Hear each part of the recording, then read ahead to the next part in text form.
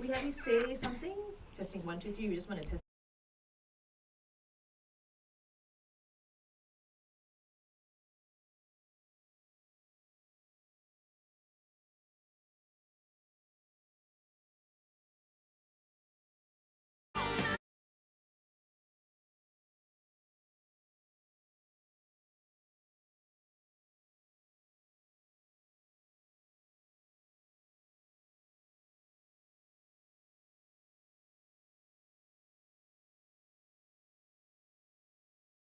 What? All I want to do is to make love to you all night long. It's tiring. That was hard. Sleep is important, people. Seriously. In the body when your cells mutate and grow out of control. And when these mutated cells happen to be in the lung, then a patient will develop lung cancer. So I think a lot of patients have the misconception that lung cancer is usually in patients who are smokers, but increasingly in Singapore, up to 40 to 50% of the patients with lung cancer do not smoke. Wow. That high? Yeah, that's right. Whoa. It used to be about 20%, but now it's gone up to about 40, 50%. Yeah, we're reading stories about people who don't smoke at all who suddenly come down with lung cancer. Do we have any theories on why that is the case? Okay, so studies done in Asia, in Asian countries, have detected genetic mutations. So Asians are more predisposed to it?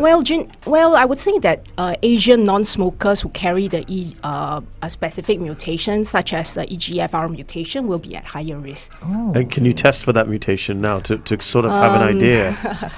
No, we don't test routinely for that mutation. So it's not like, you go for health screening, you do a blood test, and there's a biomarker that you can do for lung cancer screening. Not at this point in time. But even if you have this, this gene mutation, like you said, it doesn't always guarantee that it's going to, express itself, right? No, not exactly. Yeah, that's right. So you never know, even if you have it, you won't. You're just more predisposed to it. At higher risk. Right. Because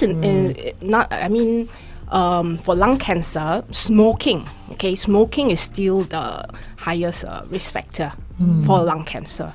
I think it's interesting that you pointed out how there are a lot more the percentage of non-smokers developing lung cancer. Now we know that's due to a gene mutation, but maybe can you share with us what are some common myths about lung cancer in Singapore? Okay, I think the first, as I mentioned just now, I think the first most common myth is that if I don't smoke, why will I develop lung cancer? Okay, because as we know, even though smoking is the major risk factor for lung cancer, there are other causes and other risk factors for lung cancer. So some of the risk factors for lung cancer include air pollution, which is definitely rising in the world, radon radiation. What is that? What is radon radiation?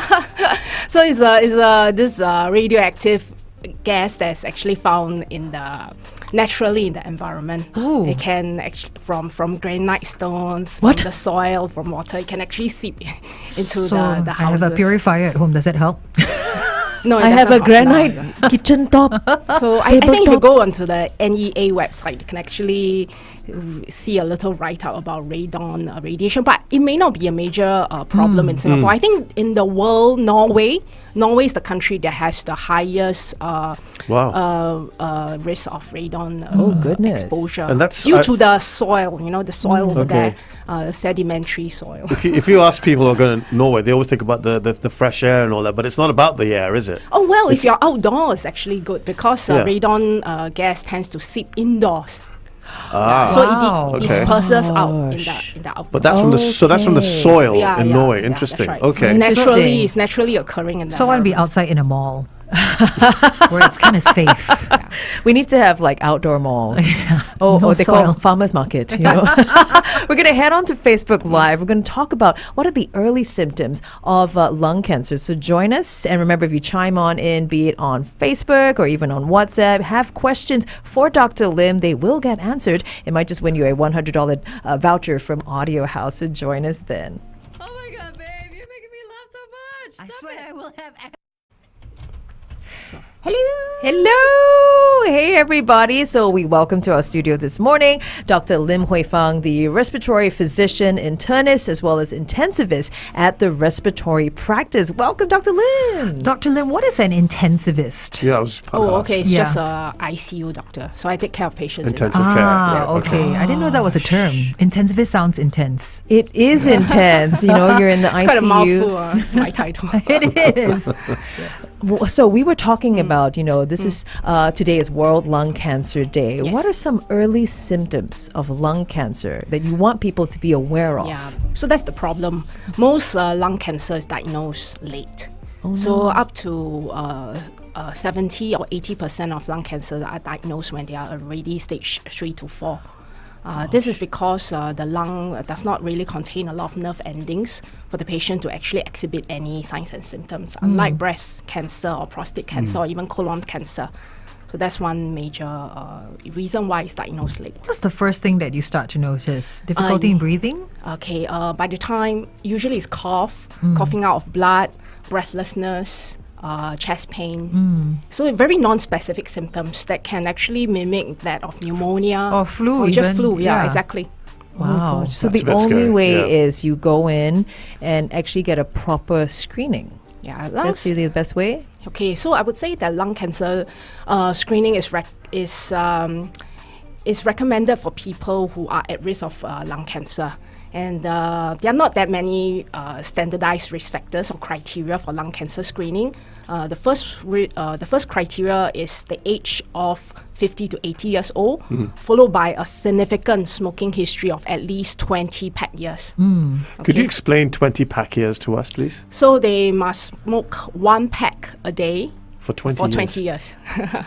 But usually most patients will underreport the number of cigarettes they smoke. So if they smoke about a pack every day, I'll take that as 1 pack. Or half a pack, I'll still take that as 1 pack because they usually underestimate the amount of That's cigarettes they true. smoke. Yeah. Be truthful, guys. Be truthful when you see I wonder doctors, what's the especially secret Dr. for Lim. telling. What's your secret for telling? Like, yeah, I know you smoke more than 1 pack a day.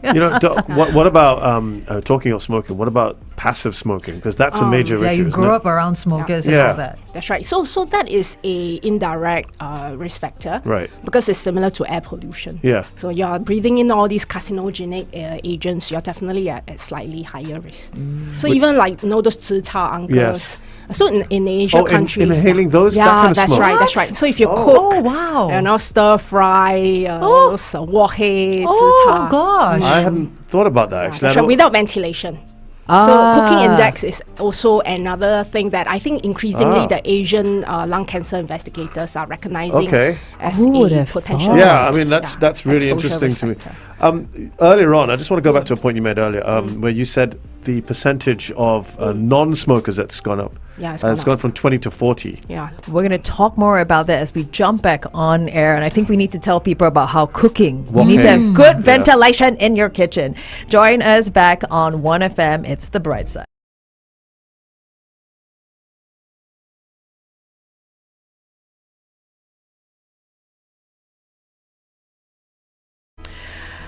Beautiful track there from John Mayer with No Such Thing. There is no such thing that if you don't smoke, you won't develop lung cancer. In fact, now we just found out with Dr. Lim that cooking. Oh, because there was a statistic that you found out, there was research done, right? That poor ventilation in the kitchen, because it's a form of air pollution as well. Yes. And you pointed out already that air pollution is a factor that can contribute towards the risk of you getting lung cancer. So your key takeaway for everyone when it comes to cooking, because we can't avoid it and we love food, we're Singaporeans, is to have good ventilation in the kitchen, right? Okay. Shehzad, you were asking. Yeah, no, I was just asking Dr. Lim because right at the start, when we talked about non-smokers, you said it's now about 40% of lung cancer patients are non-smokers. You said the number used to be 20. So why has that gone up? Is it just because air pollution's got worse? Okay, no, I think it's more that the prevalence of smoking has come down drastically in Singapore. Right. Yeah, so So right now, what comes to play is less of smoking or maybe air pollution as a risk factor, less of asbestosis as a risk factor, but more perhaps genetic risk factors that come into play currently. Okay. And, you know, when this time maybe we got El Nino this year, we possibly could have haze and all that kind of stuff. Yeah. That's a concern for people definitely. who might be susceptible to lung cancer, right? Yeah, that's right. Is that I'm just wondering, you know, like during the haze, do you notice more patients coming in to see you?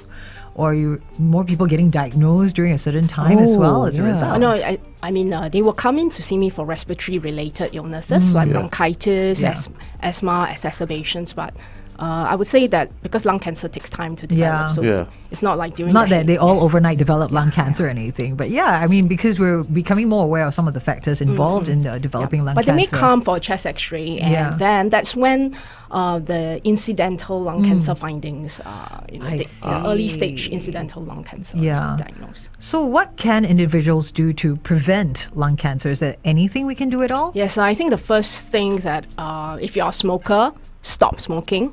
Okay, if you're a smoker, stop smoking for your family members because you are exposing them to being at risk of lung cancer. I think in patients where there is a significant smoking history, you're of a certain age group above the age of 50, and you have a family member with lung cancer, it may be prudent to consider lung cancer screening.